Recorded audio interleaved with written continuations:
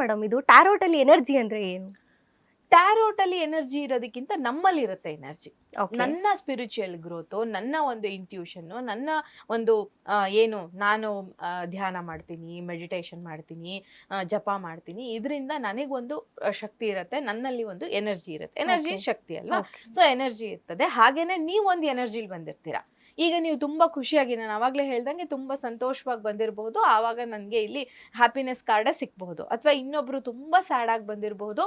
So ಹಾಗಾಗಿ energy is very important ಇಲ್ಲಿ ಅಂತ ಹೇಳ್ತೀನಿ.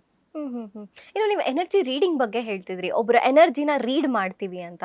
ಅದು ಹೇಗೆ ಸಾಧ್ಯ ಆಗುತ್ತೆ? ನೀವು ಎನರ್ಜಿನ ರೀಡ್ ಮಾಡೋಕೆ ಯಾವ್ದಾದ್ರು ಒಂದು ತರಬೇತಿಗಳನ್ನು ಪಡ್ತಿರ್ತೀರಾ, ಅಥವಾ ಕಾರ್ಡಿಂದಾನೇ ಅದು ಗೊತ್ತಾಗುತ್ತೆ? ಕಾರ್ಡಿಂದಾನೇ ಗೊತ್ತಾಗುತ್ತೆ. ಅದು ಕಾರ್ಡ್ ನನಗೆ ಇವಾಗ ಕೆಲವು ಕಾರ್ಡ್ಗಳಲ್ಲಿ ಇವರು ಎನರ್ಜೆಟಿಕ್ ಆಗಿ ಬಂದಿದೆ, ಅಥವಾ ಅವರ ಎನರ್ಜಿ ಮೇಲೆ ನಂಗೆ ಇಲ್ಲಿ ಆನ್ಸರ್ ಸಿಗುತ್ತೆ. ಅವ್ರ ಎನರ್ಜಿ ಗೊತ್ತಾಗತ್ತೆ ಅನ್ನೋದಕ್ಕಿಂತ ಅವ್ರ ಎನರ್ಜಿ ಮೇಲೆ ನನಗೆ ಇಲ್ಲಿ ಕಾರ್ಡ್ಸ್ ಬರುತ್ತೆ ಅನ್ನೋ